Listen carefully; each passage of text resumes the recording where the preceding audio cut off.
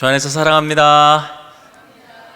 우리 시온 찬양대 찬양 하나님께서 기쁘게 받으신 줄로 믿습니다. 이 더위 가운데서도 우리의 찬양과 또 다양한 섬김을 받으신 하나님께서 이 시간 우리에게 크신 복으로 충만하게 채워줄 줄 소망 가운데 확신합니다. 우리는 지금 느헤미야서를 따라서 이 무너진 성벽을 다시 세우시는 이 하나님의 손길을 묵상하며 나아가고 있습니다. 느헤미야는 왕궁에 있을 때에 성벽이 무너지고 또 불타고 이스라엘 백성들이 수치를 당하고 하나님의 이름이 모욕을 당하며 땅에 떨어진 그 모습을 바라보며 애통해하는 마음으로 하나님께 기도했습니다. 그리고 하나님께서는 그 기도를 들으시고 느헤미야를 성벽을 재건할 수 있도록 보내어 주십니다. 우리는 일반적으로 이제 하나님께서 보내셨고 하나님께서 역사하기 시작하신다면 이 성벽 재건의 역사는 아주 수월할 것이다. 별일 없이 은혜롭게 형통하게 진행될 것이라는 기대감을 가지게 됩니다. 그런데 성벽 재건의 사역은 쉽지가 않았습니다. 우리가 몇 주간에 걸쳐서 살펴보았고 오늘 또 우리가 살펴본 말씀 6장의 앞부분을 보면은 그 대적들 사마리아 총독 산발락과 또 도비야 아라비아 사람 게셈이 느헤미야를 유인하고 협박하고 조롱하고 또 공포를 조장하며 그를 심지어 죽이려 시도합니다. 그들이 원했던 것은 하나였습니다. 느헤미야의 손을 피곤하게 만들어서 하나님의 역사를 중지시키는 것이었습니다. 그래서 느헤미야는 이렇게 기도합니다. 하나님, 내 손을 강하게 하옵소서. 그리고 오늘 본문 15절에 드디어 놀라운 역사가 기록이 됩니다. 성벽 역사가 52일 만에 엘루월 25일에 끝나매. 자, 여기서 말하는 엘룰월은 유대력으로 6번째 달을 말합니다. 그리고 오늘날 우리 달력으로 치면은 8월 말에서 9월 중순 정도로 보면 됩니다. 옛날에는 이때가 가을이었는데 요즘에는 이때도 한창 더위의 시간이죠. 예전으로 좀 생각을 해본다면은 추수의 계절에 결실의 계절에 하나님께서 이 성벽 재건을 이제 완성시키게 하셨다 이렇게 볼 수가 있습니다. 자, 그러면은 우리는 이런 생각을 해볼 수 있어야 합니다. 52일 만에 지을 거면 이게 도대체 얼마 동안 무너져 있었는 건가? 말씀을 보면은 이 성벽이 무너지고 불타 있은 지 이렇게 방치된 지 140년이 지났습니다. 140년간 무너지고 불타고 방치되어 있던 그 성벽이 느헤미야를 통해서 52일 만에 재건이 된 겁니다.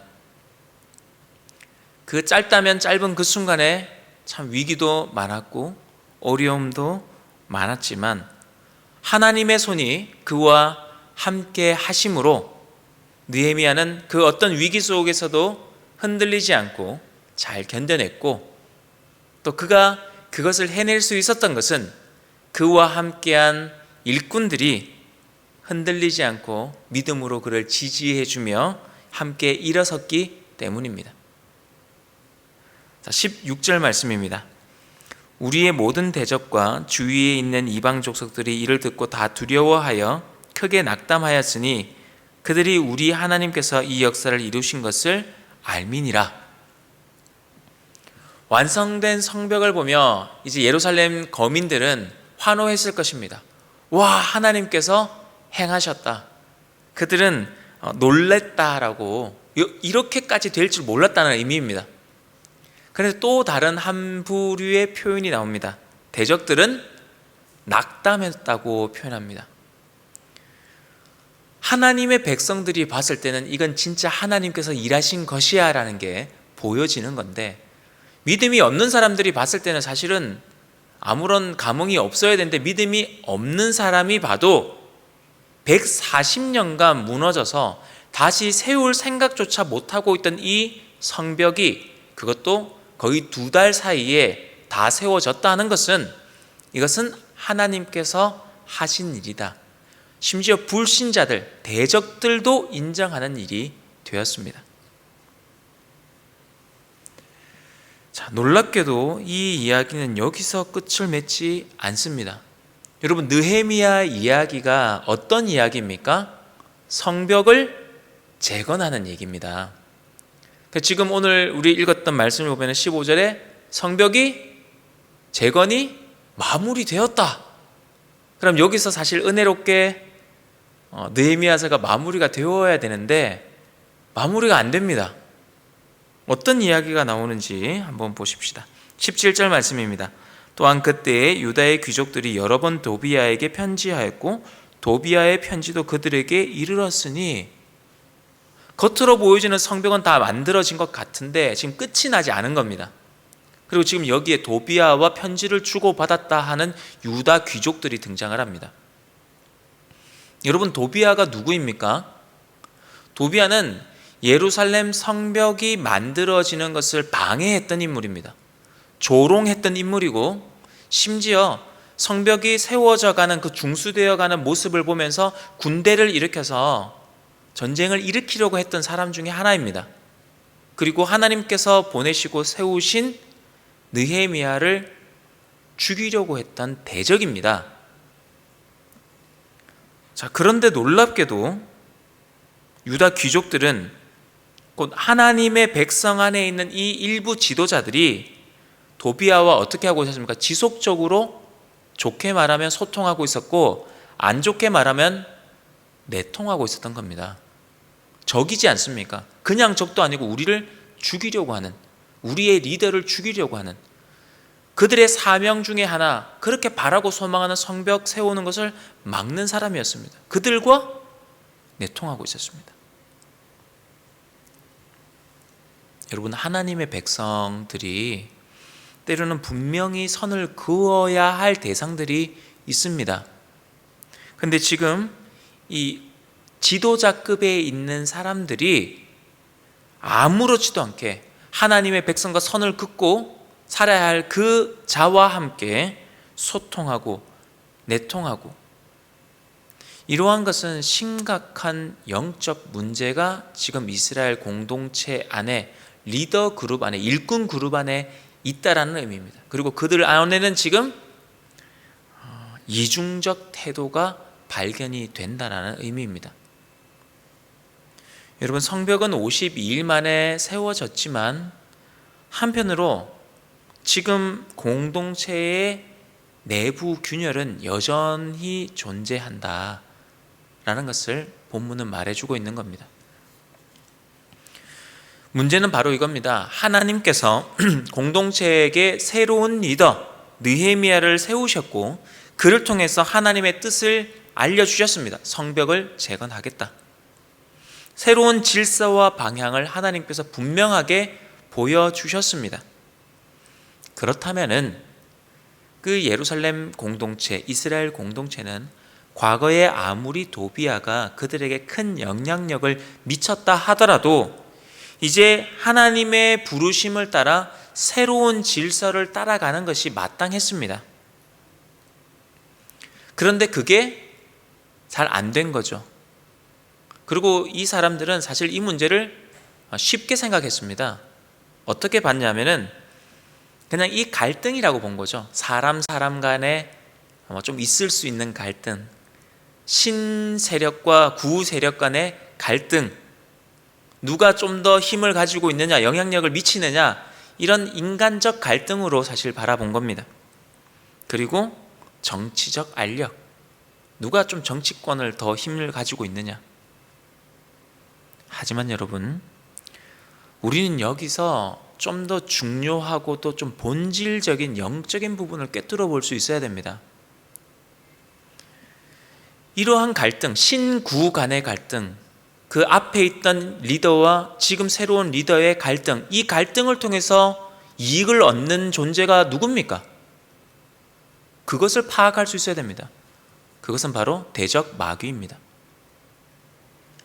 마귀는 이런 작은 균열을 그냥 두지 않습니다.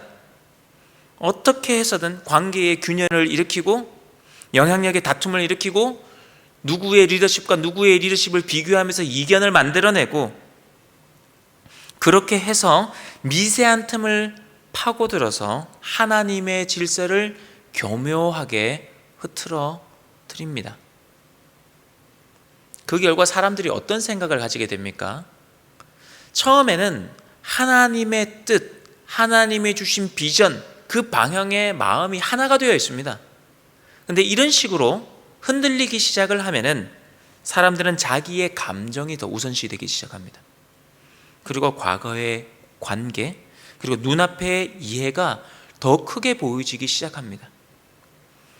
하나님 중심에서 하나님 뜻과 비전에서 어느 순간 자신의 것으로 다 옮겨지고 관계와 자신의 감정으로 중심이 이동되고 나면은 그 무너진 중심은 결국 주님의 몸된 교회를 흔드는 방향으로 나아가게 됩니다. 그래서 여러분, 우리가 하나 기억해야 할 것은 하나님의 일이 시작이 되고 어느 정도 지점에 올라갔을 때에, 성벽이 완성된 것처럼 어느 정도 지점에 올라왔을 때에 이제는 우리가 괜찮다, 이것이 아니라 외부의 방어만 우리가 사실은 해내는 겁니다. 실제적 위기는 외부에서 공격이 들어오면 내부에 있는 사람들이 어떻게 하겠습니까? 사실 더 똘똘 뭉칩니다. 왜? 눈에 보이는 외부의 적이 우리를 공격하기 때문에 안에 있는 우리끼리는 똘똘 뭉칩니다. 근데 진짜 위기는 뭐냐면은 외부의 공격은 없는데 내부에서 혼란이 생기고 서로 잡음이 생기기 시작하고 하나 되지 못할 때에, 그때에 문제가 생기는 겁니다. 그래서 우리가 누구를 바라봐야 됩니까? 우리는 사람이 아니라 하나님을 바라봐야 되는 겁니다. 지금 이게 느헤미야서가 지금 우리에게 주는 경고이자 은혜의 지침입니다. 너희가 지금 누구를 바라보고 있느냐? 누구를 바라보고 있느냐? 그러가 하면 19절 말씀에는 리더 한 사람에게 쏟아지는 이 영적 전쟁의 실체가 완전 농축되어 있는 말씀입니다. 자, 19절 말씀입니다. 그들이 도비아의 선행을 내 앞에 말하고 또 내 말도 그에게 전하매 도비아가 내게 편지하여 나를 두렵게 하고자 하였느니라. 여러분, 이게 지금 무슨 일입니까? 이 도비아가 어떤 사람인지 우리가 잠시 얘기를 했었습니다. 성벽 재건을 방해하고 하나님을 조롱하고 모욕하고 하나님의 백성들이 하나님의 뜻을 이루어내는 것을 막으려고 했던, 하나님이 세우신 이 리더 느헤미야를 죽이려고 했던 이 도비아를 뭐라고 포장을 하고 있냐면은 그를 미화시킵니다. 그것을 또 리더에게, 느헤미야에게 압박을 줍니다. 다른 한편에서는 또 무슨 일이 일어나고 있습니까? 느헤미야의 말을, 이 리더의 말을 왜곡시켜서 흘립니다. 그러면 느헤미야 입장이 어떻겠습니까? 자기가 했던 말이긴 한데 왜곡해서 자기에게 들어오고 내 말이 대적에게 다 흘러가는 거지 않습니까?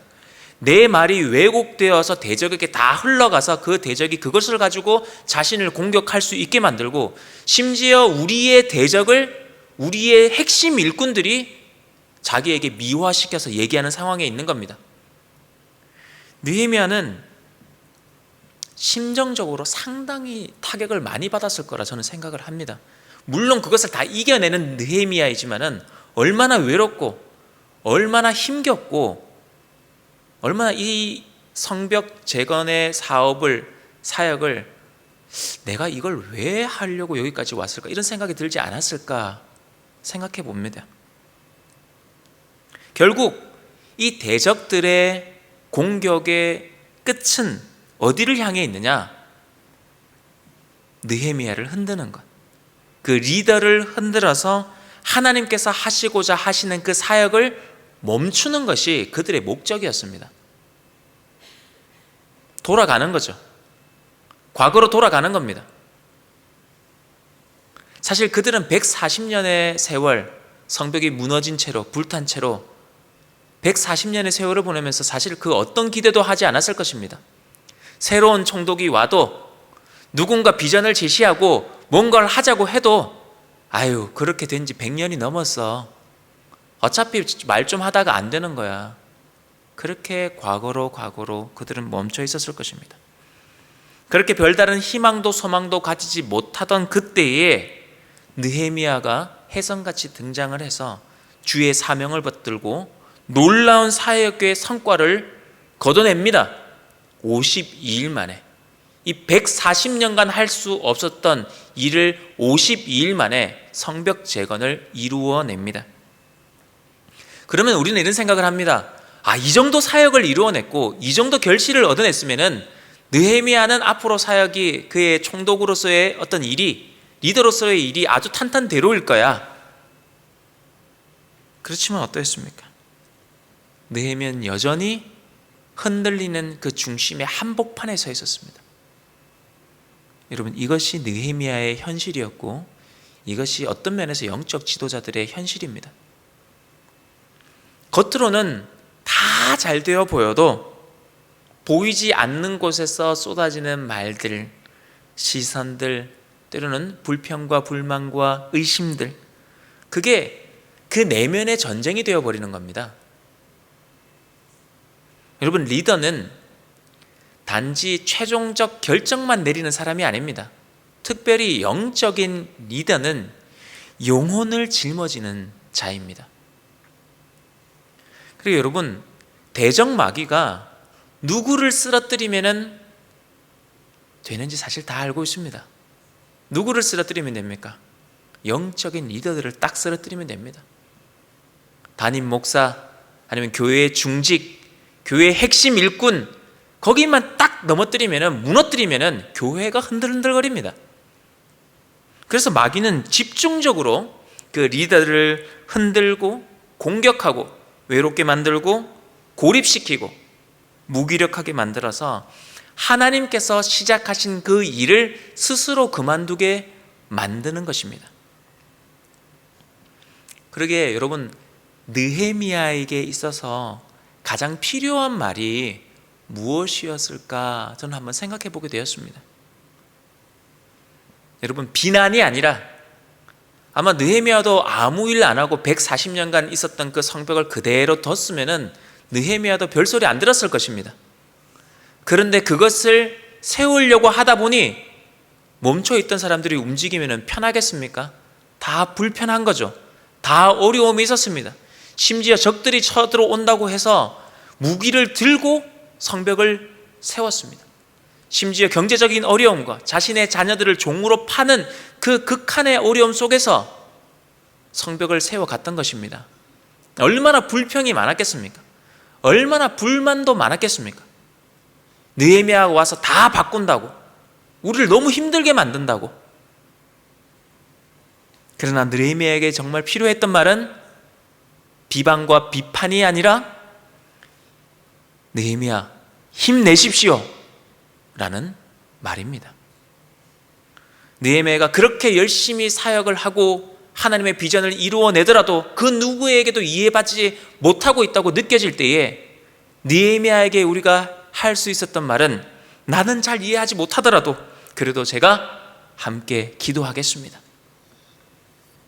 끊임없이 흔들리는 그 자리에 느헤미야가 서 있을 때 어떤 말이 위로가 되겠습니까?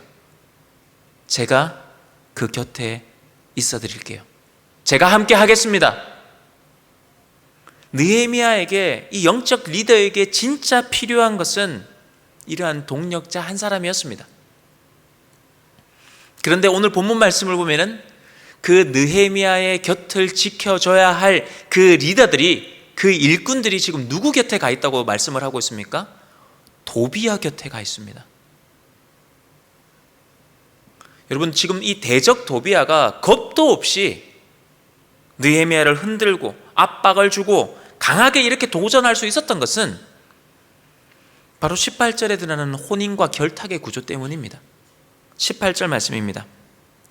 도비야는 아라의 아들 스가냐의 사위가 되었고 도비야의 아들 여호하난도 베레가의 아들 무술람의 딸을 아내로 맞이하였으므로 유다에서 그와 동맹한 자가 많음이라.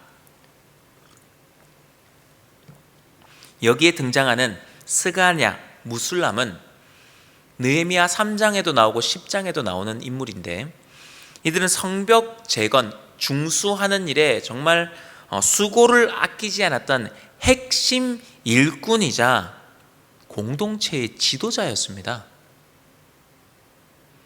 그리고 10장에서는 그 신앙의 리더로 표현이 되는, 오늘날로 치면 거의 장로님들급입니다. 영적 리더로 등장을 하고 있습니다.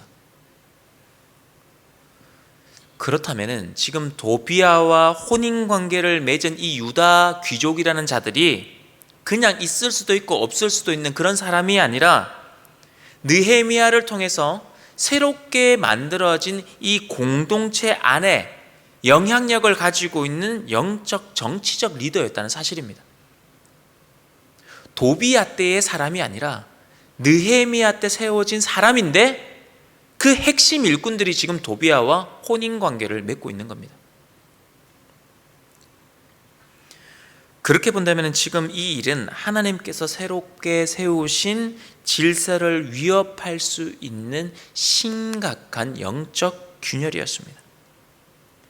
그래서 18절 마지막 부분을 보시면은 유다에서 그와 도비아와 동맹한 자가 많음이라 했습니다.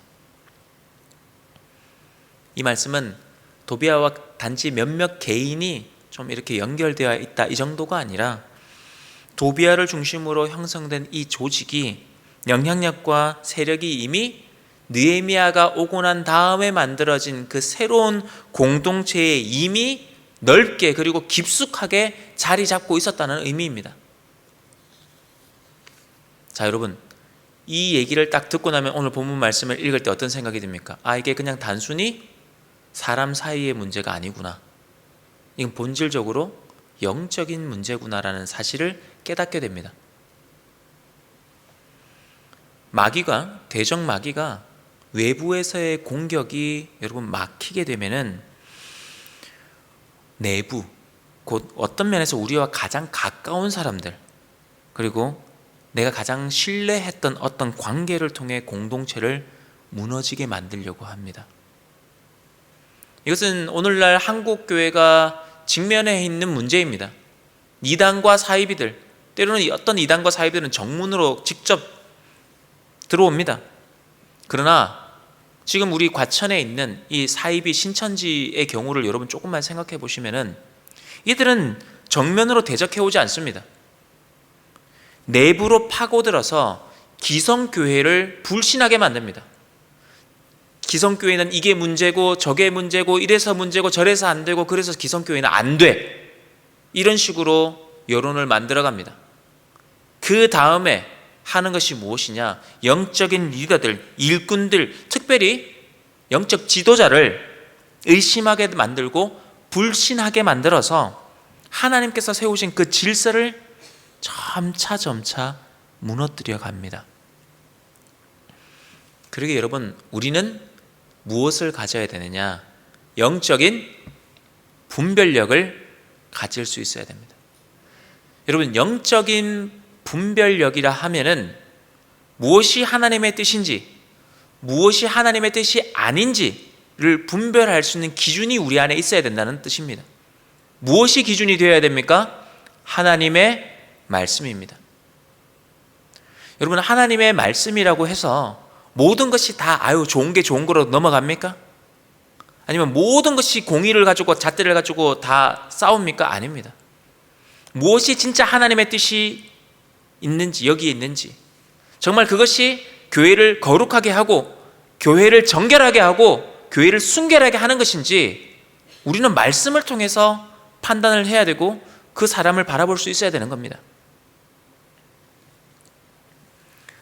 느헤미야는 사람의 말과 귀족들의 압력, 도비아의 편지, 참 여러 가지 공격과 교묘한 어떤 술책들 속에서도 내적으로는 힘들 수 있었지만 느헤미야는 외관상으로는 전혀 흔들림 없는 모습을 보여줬습니다. 감정적으로 대응하지도 않았습니다. 여론과 평판에 야 느헤미야 당신이 이렇게 한다고 해서 우리 사람들이 얼마나 이런 얘기 많이 하는데, 이런 사람들의 평판에 느헤미야는 흔들리지 않았습니다. 대적 도비야를 포장해서 선행이 많다는 식으로 하는 말, 심지어 자기의 말을 왜곡해서 대적에게 전하는 그 어떤 배신의 상황 속에서도 느헤미야는 끝까지 자신의 사명을 붙들고 묵묵히 걸어갑니다. 여러분, 느헤미야가 어떻게 그게 가능했겠습니까? 그것이 가능한 이유는 첫 번째는 하나님의 손이 그를 붙들고 계셨기 때문입니다. 그리고 두 번째는 그가 하나님이 주신 사명이 무엇인지 정확하게 알고 있었고 그 사명을 끝까지 붙들고 있었기 때문입니다.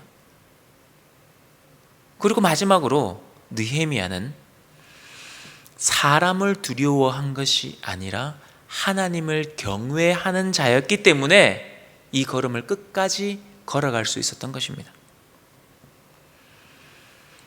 여러분, 느헤미야의 모습을 보면서 우리가 누구를 떠올릴 수 있어야 한다고 배웠습니까? 그렇습니다. 오실 그리스도, 예수 그리스도를 발견할 수 있어야 한다고 말씀을 드렸습니다. 느헤미야는 오실 그리스도를 미리 보여주는 그 그림자의 역할, 예표하는 역할입니다. 느헤미야도 이 고난과 어려움과 배신과 이 상처 많은 이 상황 가운데서도 묵묵히 자기의 길을 걸어갔던 것처럼 우리의 구주가 되시는 예수님도 묵묵히 골고다 언덕을 오르셨습니다. 예수님께서 예루살렘 성에 입성하실 때에 그 이스라엘 백성들이, 예루살렘 성에 있던 사람들이 뭐라고 했습니까? 호산나 다윗의 자손이여 하면서 그들의 겉옷을 벗어서 바닥에 깔고 종려나무 가지를 흔들면서 얼마나 주님을 찬양했습니까? 그런 그들이 며칠이 지나서 뭐라고 했습니까? 예수님을 십자가에 못 박으라고, 예수님을 십자가에 못 박으라고 소리치던 무리가 되었습니다. 예수님이 모든 제자들의 이 재정을 맡길 정도로 신뢰했던 가룟 유다는 어땠습니까? 그는 예수님을 은 30에 팔아넘겼습니다. 대적들의 손에. 다른 제자들은 끝까지 함께 하겠다고, 같이 죽겠다고 하던 그 제자들은 뿔뿔이 흩어졌고 그들은 침묵했고 그들은 부인했습니다. 그러나 주님은 흔들리지 않으셨습니다. 하나님께서 주신 그 사명을, 성부 하나님 아버지께서 주신 그 사명을 끝까지 붙드셨고 십자가를 지고 골고다 언덕을 오르셨습니다. 그리고 그 십자가 위에서 우리의 구원을 완성하시며 예수님께서 말씀하셨습니다. 다 이루었다. 그렇습니다. 우리가 하나님의 일을 하다 보면은 우리도 때로는 사람의 말에 쉽게 흔들리기도 합니다. 때로는 칭찬에, 때로는 가시돋친 말에, 비난에, 때로는 그 침묵 속에도 우리는 마음이 약해질 때가 있습니다. 그러나 하나님을 경외하는 마음은 그 모든 흔들림 가운데서도 사명을 붙들게 합니다. 여기서 또 한 가지 우리가 기억해야 할 것이 있습니다. 여러분, 성벽이 다 재건이 되고 하나님의 일이 다 완성된 것 같아 보여도 마귀는 거기서도 한 영혼을 넘어뜨리고 낙심시키게 하려고 우는 사자와 같이 노리고 있습니다. 여러분, 어떤 면에서 성도들이나 교역자들이, 특히 유명한 부흥사 목사님들, 그분들이 언제 딱 넘어지느냐, 부흥사경회를 딱 마치고 난 다음 날입니다. 무슨 말이냐면은 내가 다 이루었다, 성공했어, 완성했어, 이제 끝이야 라고 하는 순간 그 약간의 방심에 마귀가 치명타를 날리는 겁니다. 여러분, 치명적인 공격은 승리 이후에 찾아올 수 있습니다. 예수님께서도 십자가상에서 다 이루었다고 하신 이후 무덤에 봉인이 붙고 경비병들이 섭니다. 예수님께서 부활하신 것을 조직적으로 은폐하려고 하는 그 시도들이 있었습니다. 그래서 성경은 무엇이라고 말씀합니까? 그런즉 선줄로 생각하는 자는 넘어질까 조심하라. 우리가 영적으로 긴장해 있을 때는 괜찮습니다. 대적들이 오고 내부에 어떤 균열이 생기고 낙심이 생기고 해도 다 알아보고 빠르게 대처를 합니다. 그런데 어느 순간 영적으로 이제 다 승리했다고 하고 방심하는 그때에 우리에게 위기가 올 수 있다는 사실입니다. 성벽이 세워졌다고 끝난 것이 아니었습니다. 느헤미야서가 여기서 끝나지 않았습니다. 어떤 면에서 이제 진짜 전쟁이 시작되는 것입니다. 은혜를 받은 그 순간 마귀는 우리가 받은 은혜를 삶으로 가져가지 못하도록 그 은혜를 다 쏟아버리도록 일을 할 것입니다. 오늘 1부, 2부 때 조명이 들어오지 않았었습니다. 그래서 아주 새벽기도 같은 분위기로 우리 1, 2부 예배를 드렸습니다. 멀쩡했습니다. 근데 예배를 드리기 전에부터 불이 안 들어왔습니다. 물론 뭐 전선이나 배선이나 이런 것들이 오래돼서 그랬을 수도 있습니다. 그런데 궁금한 건 그겁니다. 왜 평일엔 가만히 있다가 꼭 주일에 그러느냐? 지난번 저희들 화면이 날아갈 때도 그랬었습니다. 꼭 주일이었습니다. 저는 그런 생각을 했습니다. 하나님의 일이 시작이 되고 성도들이 은혜를 받으면은 마귀가 그걸 보고 견딜 수가 없는 겁니다.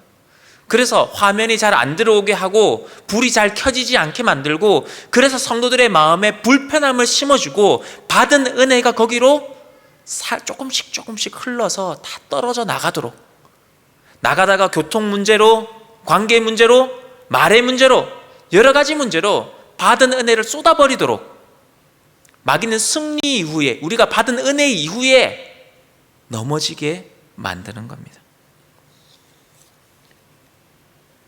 그러나 여러분, 이러한 마귀의 술책과 전략 앞에서도 하나님께서는 여전히 하나님의 일을 이루어 가십니다. 우리 하나님은 절대 흔들리지 아니하십니다.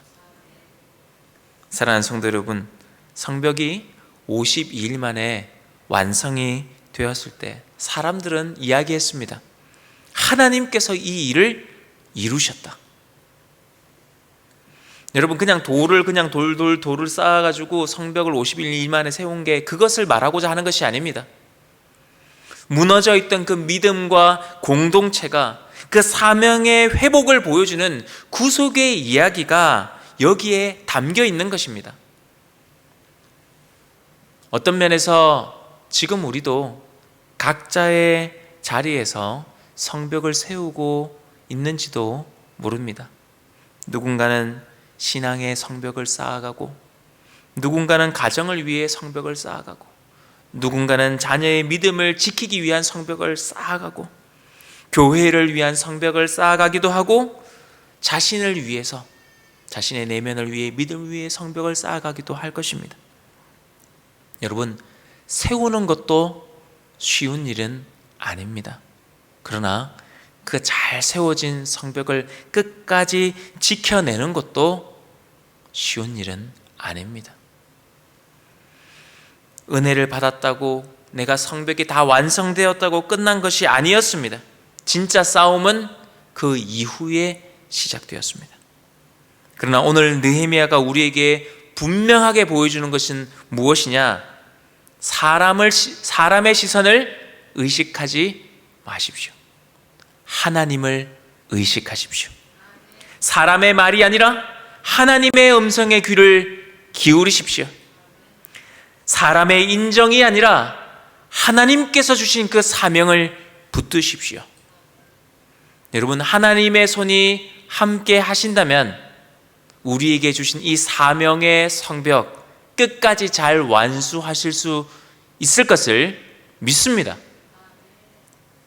말씀을 맺으려 합니다.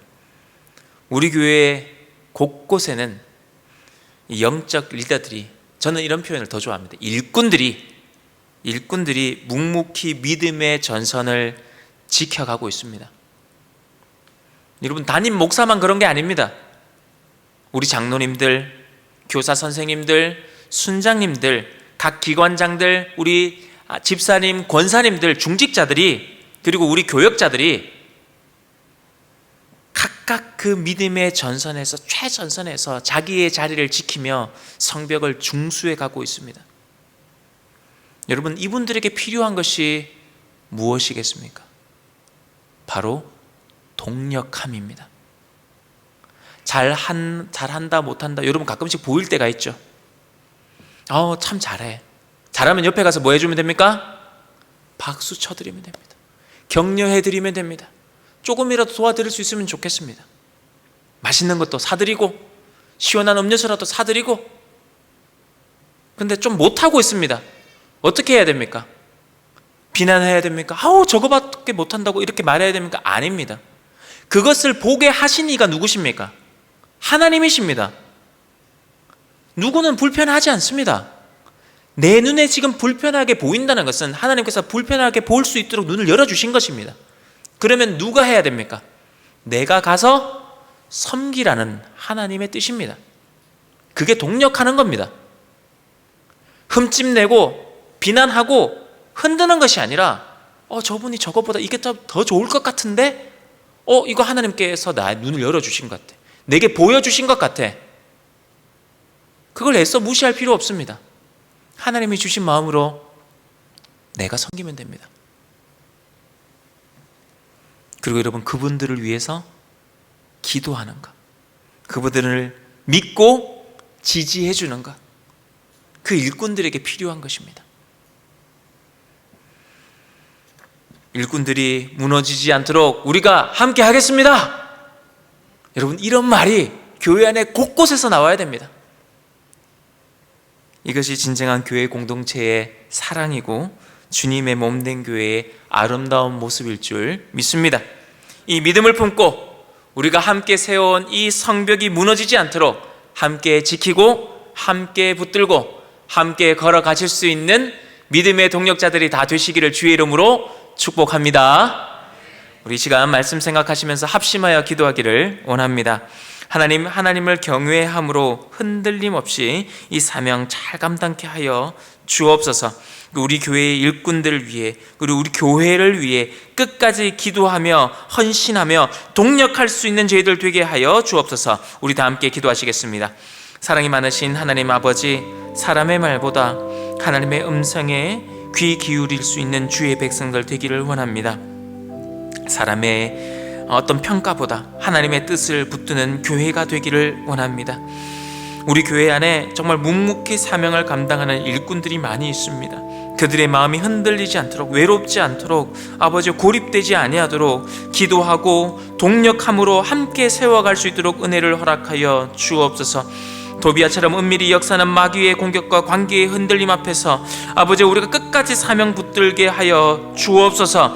하나님, 우리가 세운 이 성벽이 몸된 교회가 무너지지 않게 하여 주시고 우리가 함께 기도하고 지키고 사랑으로 붙들고 성령으로 하나 되게 하여 주시옵소서. 사랑 많으신 예수님 이름으로 기도하옵나이다.